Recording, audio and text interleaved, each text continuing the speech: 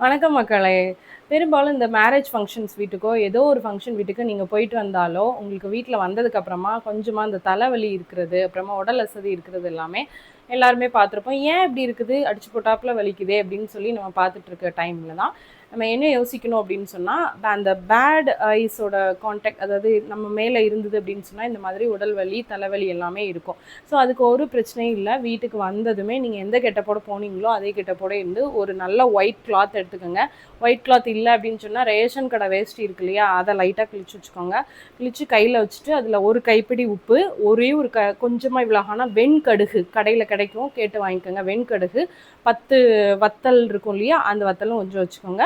அப்புறமா கொஞ்சம் கருப்பு கடுகு இருந்தாலும் கொஞ்சமாக போட்டுக்கலாம். அதுக்கப்புறமா கல்லுப்பு கூடவே சேர்த்து பச்சை கற்பூரம் இருந்தது அப்படின்னு சொன்னால் பச்சை கற்பூரம் ஒரு 2 துண்டு போட்டுக்கோங்க.